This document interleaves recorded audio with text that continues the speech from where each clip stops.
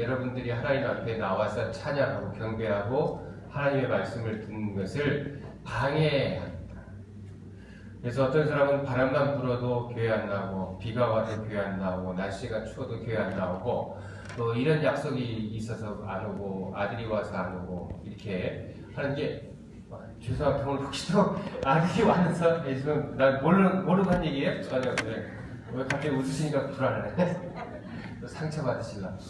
아무튼 그렇게 해서 여러분들이 하나님을 찬양하고 하나님의 말씀을 듣는 것을 막으려고 하고 있는데, 그런데 그런 어려움을 다 뚫고 여러분 이 자리에 앉아있는 것은 여러분들이 승리자이기 때문입니다. 우리 옆에 사람들과 함께 당신은 승리자입니다. 인사 한번 하겠습니다.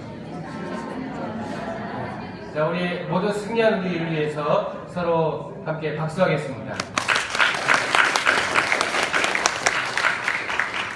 여러분이 이 자리에 앉아있는 것이 하나님의 큰 복인 줄 믿으시기 바랍니다. 오늘 하나님께서 새로운 하나님의 뜻을 가르쳐 주시고 우리의 모습을 다시 보게 하시고 우리의 갈 길을 가르쳐 주시고 그래서 우리가 하여금 승리하고 복받는 길로 가게 해주실 줄로 믿습니다. 이사야서를 마지막으로 갈수록 어떤 희망찬 내용들이 많이 있고, 그리고 정말 하나님께서 왜 이스라엘 백성들을 다시 회복시키고 복을 주시는지 하는 내용들이 나와 있습니다. 근데 오늘 성경 말씀 6절, 7절 말씀인데요. 우리 한번 같이 읽어보겠습니다. 예루살렘이여, 내가 내 성벽 위에 파수꾼을 세우고 그들로 하여금 주야로 계속 잠잠하지 않게 하였느니라. 너희 여호와를 기억하시게 하는 자들아, 너희는 쉬지 말며 또 여호와께서 예루살렘을 세워 세상에서 찬송을 받게 하시기까지 그로 쉬지 못하시게 하라. 이게 무슨 말인지 이것만 읽고는 잘 이해하기가 어려운데요.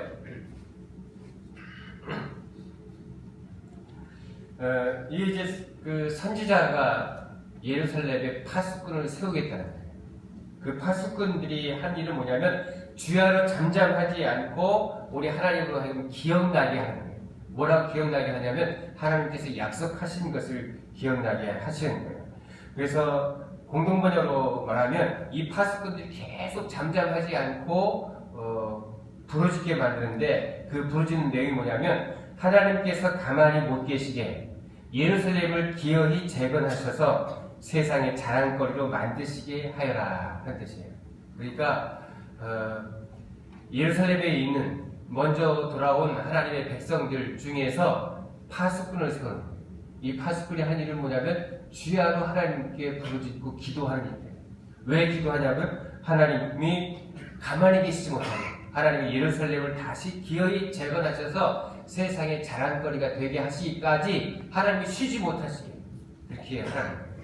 그러니까 좀 쉽게 얘기하면 하나님께서 여러분들 중에서 기도의 일꾼을 세워주시는 거예요. 그 기도의 일꾼이 하는 일은 뭐냐면 밤낮 없이 기도하는 거예요.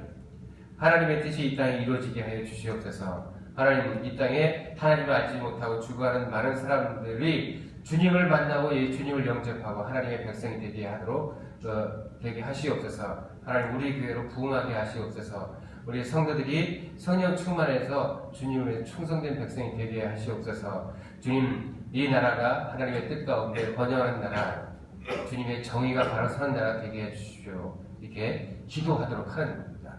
우리가 오전 예배 때도 말씀을 드렸습니다만 새일에 특별 새벽 기도를 하는데, 이번 새벽 기도를 통해서 우리 주님으로 하여금 쉬지 못하시게, 우리의 문제를 반드시 해결하시고 주님의 뜻이 이루어질 때까지 하나님께서 쉬지 못하시고 기어이 그 일을 이루시도록 외치는 그런 기회가 되시길 바랍니다.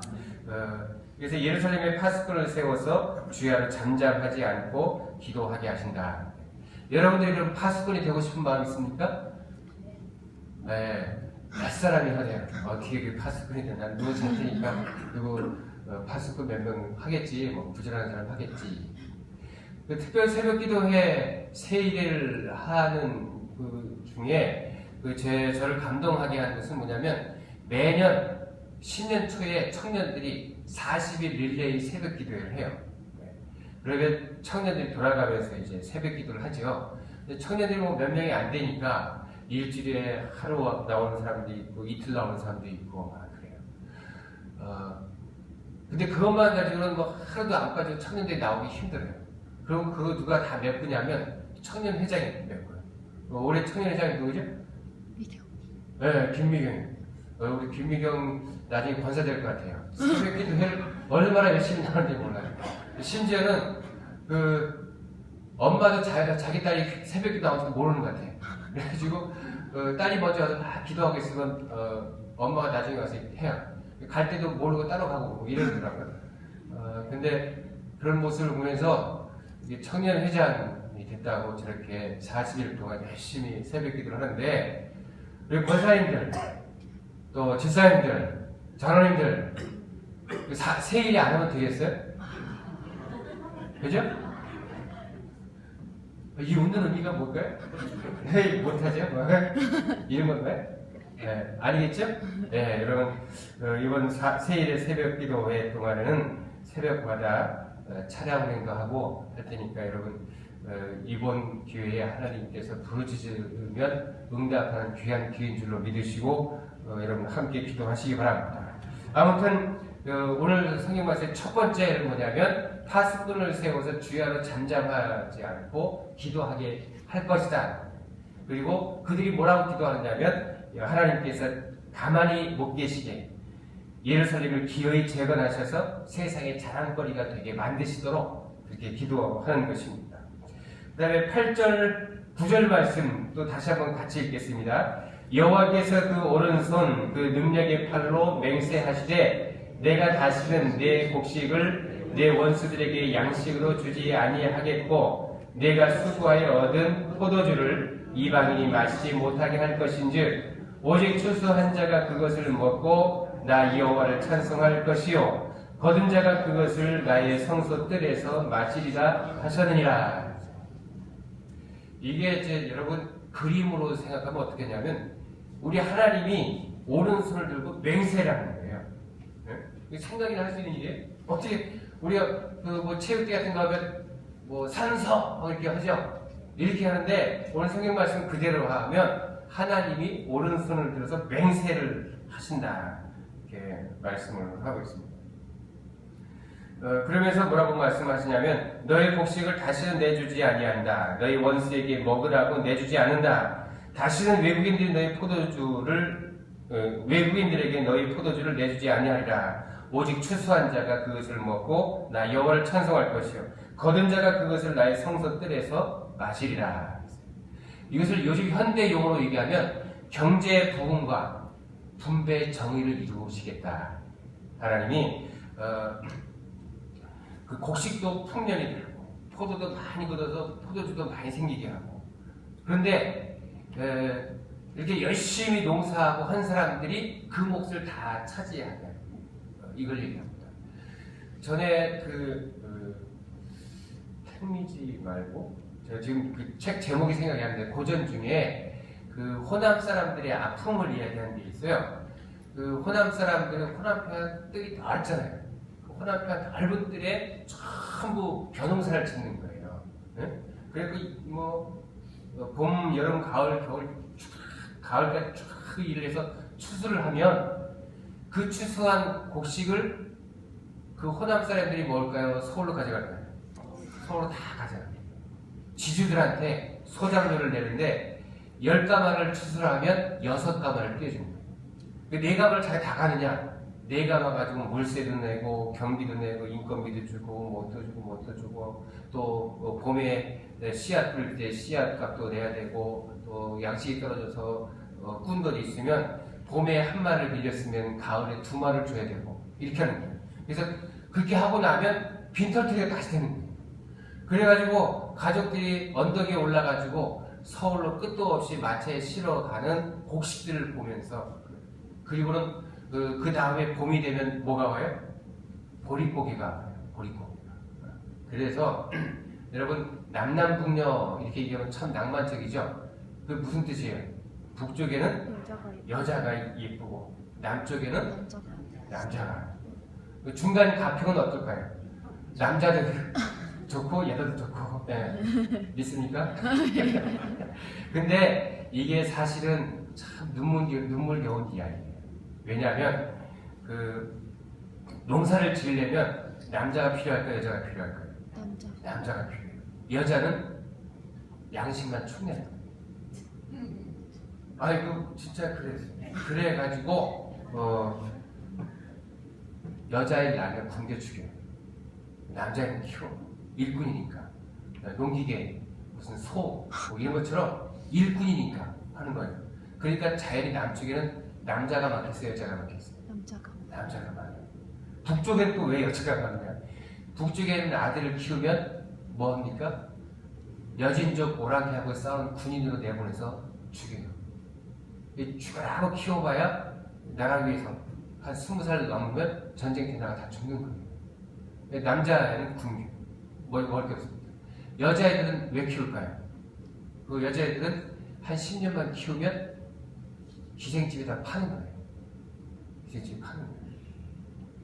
그리고 평양 기생들이 많다 보이잖아요. 그래서 이게 남남분열하는 얘기가 우리나라에 참 가슴 아픈 이야기예요. 남쪽에는 먹을 것이 없어서 여자애들 딸아이를 굶겨 죽이고, 북쪽에는 전쟁 나가 죽을 거니까 남자애들은 굶겨 죽이고, 여자는 몇 년 키우면 딸아이는 가서 기생집에다 팔 거니까 키우고. 아무튼 이게 뭐냐면 분배 정의가 일어나지 않아요. 그러면 열심히 일한 농부들은 그때 여러분 태백산맥 이런 책 보면 그 당시 현실이 아주 리얼하게 나와요. 이건 뭐 이조 시대 때도 아니고 지금부터 몇백 년 전 얘기가 아니라 불과 7, 80년 전, 100년 전에 있었던 이야기예요. 식구가 10식구, 11식구가 보통이에요. 왜냐하면 뭐 8남매, 7남매, 6남매 이게 보통이니까. 그런 집이 농사 짓는 면적이 어떻게 되냐면 6마지기, 7마지기밖에 안 돼요. 농사의 최장님 6마지기, 7마지기에서 10식구 먹고 살 수 있겠어요? 없잖아요. 그죠? 그러니까 어떻게든지 한 마지기라도 더 땅을 얻을까 싶어가지고 그 마름들한테 닭 잡아주고 어쩌고 또 잘못 보이면 그나마 손절까지 떼면 식구들이 다 굶어 죽는 거예요. 그게 뭐냐면 그 시대는 분배 정의가 일어나지 않는 거죠. 그런데 우리나라 그 시대만 그런 게 아니라 전 세계적으로 항상 그래요. 분배 정의가 일어나지 않아요. 분배 정의가 일어나지 않는다는 얘기는 뭐냐면 열심히 일한 사람들이 자기가 일한 결과물을 자기가 가져야 되는데 그렇게 갖는 시대가 거의 없었어요. 그게 갖는 나라가 거의 없었어요. 항상 열심히 일한 사람 따로 있고 그것을 낼름 받아가지고 호의호식하는 사람 따로 있는 거예요. 그래서 일제시대 때 그때 나온 소설들이나 그 당시 상황을 보면 뭐냐면 그 당시 지주 아들들, 가족들은 서울에 다 살고 있어요. 그러니까 가을에 농사지은 그 쌀들 다 서울로 보내요. 그럼 그 지주들, 또 지주 아들들은 그거 갖고 뭐 할까요? 아들들은 노름하고 아편받고 참 그런 데 쓰는 거예요. 기생집 따지고 이렇게 씁니다. 그리고 거기 다 빼앗긴 진짜 농사짓고 고생한 사람들은 굶어 죽고 가고. 그런 날에는 하나님의 복이 임할 수가 없는 거예요. 오늘 성경 말씀에 누누이 강조하는 게 뭐냐면 다시는 내 곡식을 내 원수들에게 양식으로 주지 아니하겠고 내가 수고하여 얻은 포도주를 이방인이 마시지 못하게 할 것이고 오직 추수한 자가 그것을 먹고 나 여호와를 찬송할 것이요 거둔 자가 그것을 나의 성소의 뜰에서 마시리라. 그것을 누리리라. 그런 말씀입니다.